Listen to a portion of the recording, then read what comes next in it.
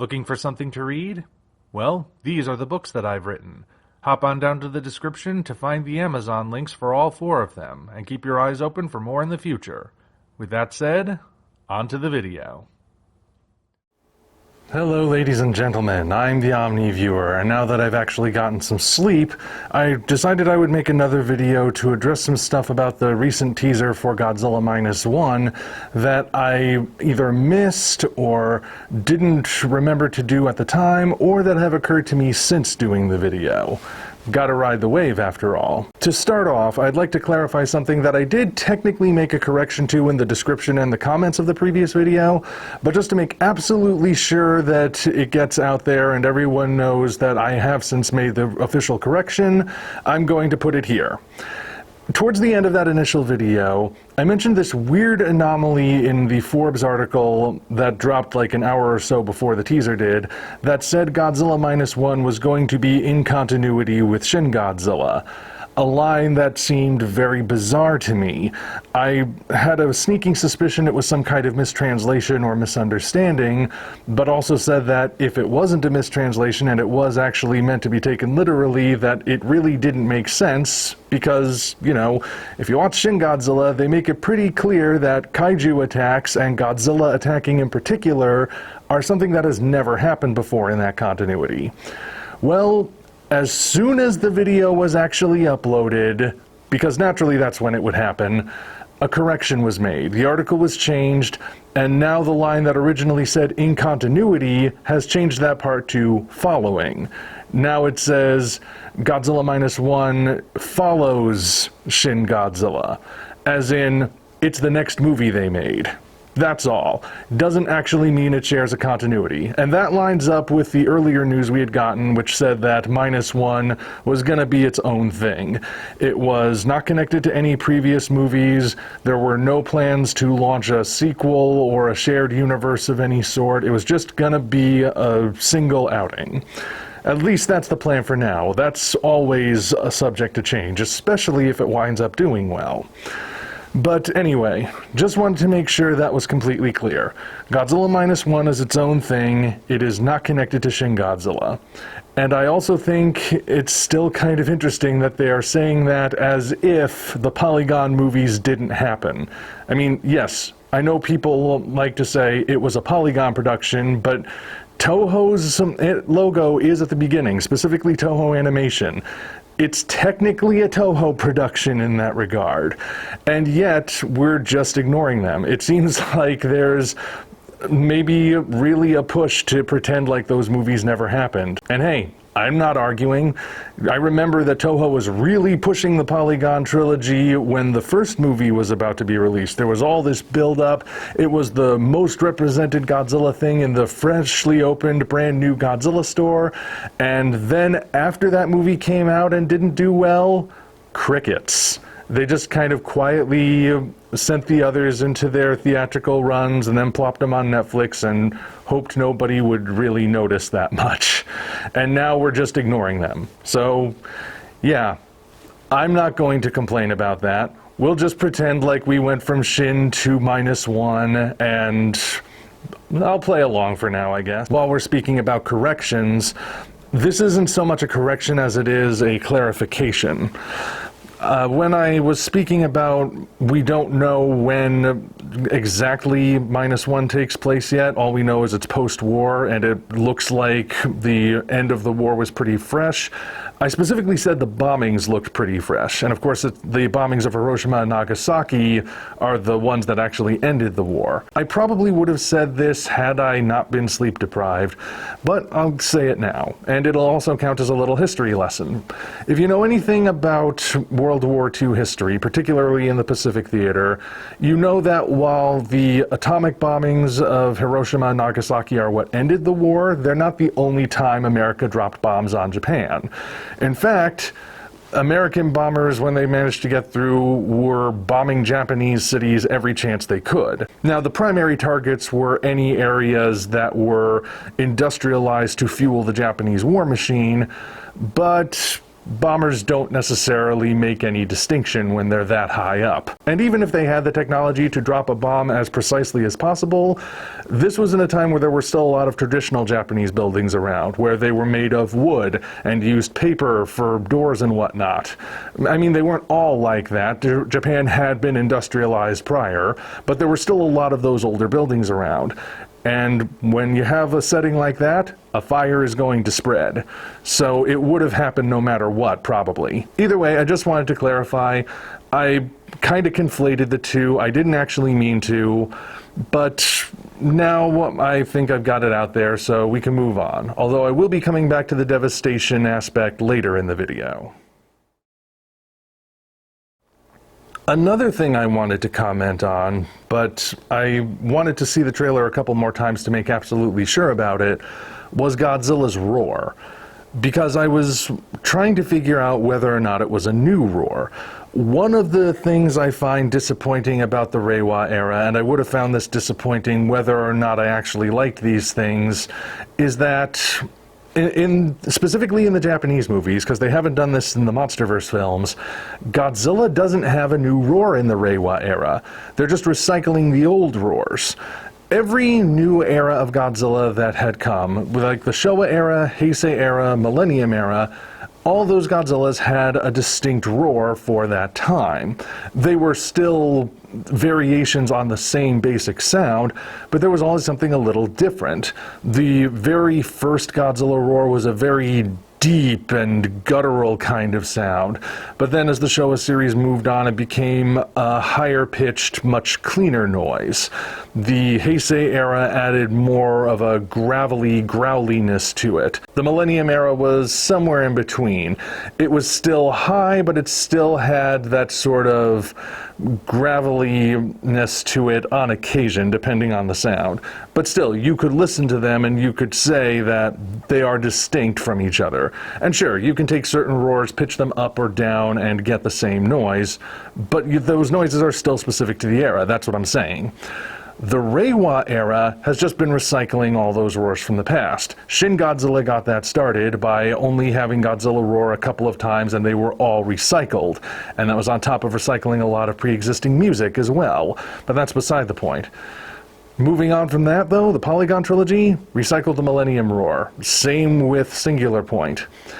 And I found that to be disappointing because even though supposedly the Reiwa era is the most experimental version of Godzilla ever in history, which I have other thoughts about that, but I can save them for another time, despite all that experimentation and how they've taken Godzilla in some weird directions visually and in terms of origin and whatnot, he doesn't have a sound to call his own.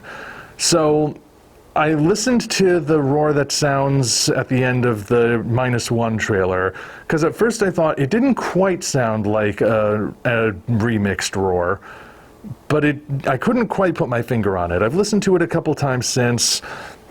Towards the end, I've determined it sounds like the original 1954 roar, but it seems like they did alter it at least somewhat. And it's not even a full-length roar, to be clear. In fact, it goes by about as briefly as the shots of Godzilla himself. So I'm not really sure if this means -1 Goji is going to have his own distinct noise or not. He might, but that remains to be seen until we actually get the movie itself. But then there's another thought that occurred to me. You see, if you've been following the channel for long enough, you've probably seen my recent Shin Godzilla videos, where I'm lining Shin up against the original 1954 Godzilla. And in the most recent of those videos, that is to say the most recent of the scripted videos, I mentioned that one thing I didn't like about Shin Godzilla was that he was a very impersonal creature. He just sort of walks forward, doesn't seem to be paying much attention to the world around him unless it somehow affects him first. And he destroys all of Tokyo, yes, but he does it from one spot. And it doesn't feel like it's It's not a very personal way to attack things, compared to the original Godzilla, who, well, he gets right in your face. He marches towards you. He tears the buildings down with his bare hands. He is going after people. He sees people on a tower and he attacks it with his mouth. He is going after you. That is one thing that really stands out about that original Godzilla. And I've heard the excuses. I've heard people say, well, Shin Godzilla is supposed to be an impersonal storm. You're not supposed to be able to reason with it or things like that. It doesn't care about you. Well, the original Godzilla is supposed to be a metaphor for a literal nuclear bomb and its fallout. You can't argue with that sort of thing either, and yet that didn't prevent him from not only being expressive, but also being more personal in his attack. So I don't think that's an excuse. Now, in thinking that, I thought about what this particular movie, -1, is going for. And a thought occurred to me. Part of this thought originated with something that I'm sure a lot of people have been thinking. They want a livelier Godzilla. Even people who like Shin Godzilla have seen the stuff that came after it, where they tried to replicate Shin Godzilla and failed miserably, and they've come to the conclusion that Shin basically was its own thing. You can't carry it forward. You have to have a more lively Godzilla in order to keep these movies going.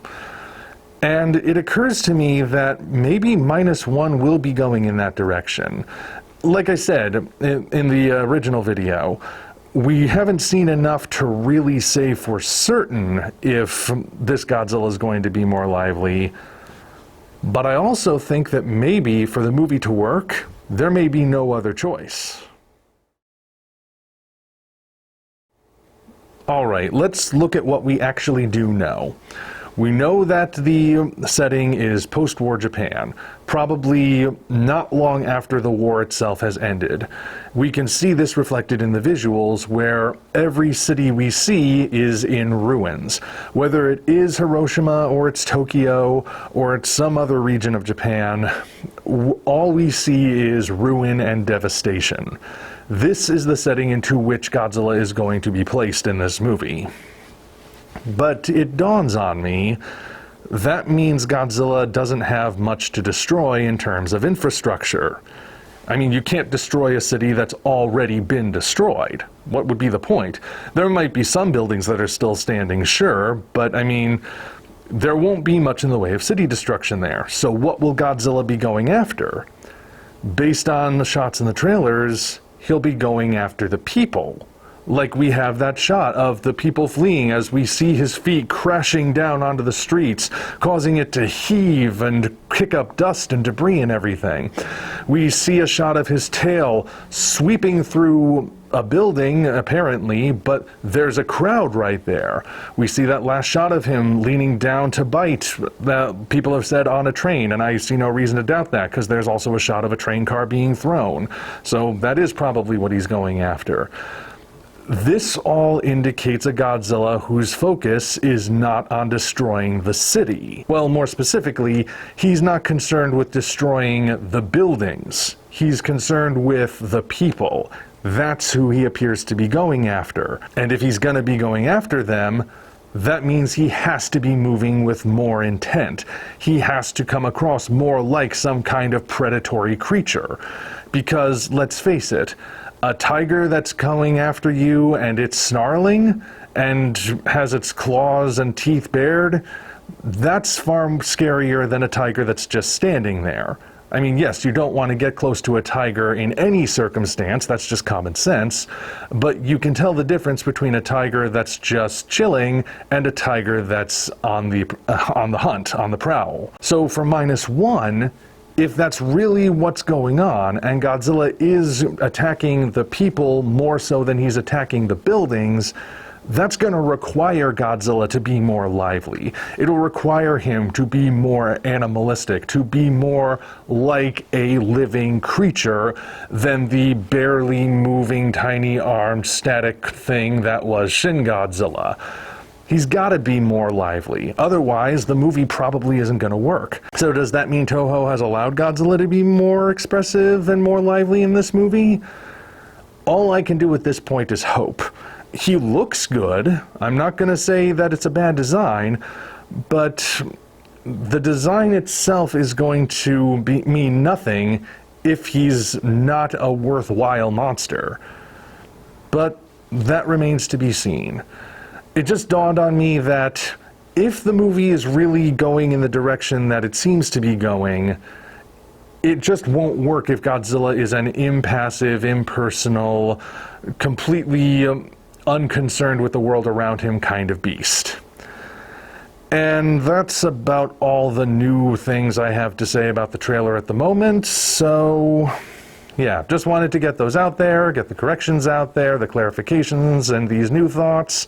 And if you have anything else to say that you haven't already said, that's what the comments section is for, so feel free. Until such time as we meet again, this is the Omni Viewer signing off. Thank you all for watching. If you want to see us keep doing what we're doing, you might consider doing all the usual YouTube things, as well as hopping down to the description to find links to DeviantArt, Patreon, Twitter, and links for the different books in the Tales from the Omni Vault universe. Your support is naturally appreciated. Thank you for watching, and we'll see you next time.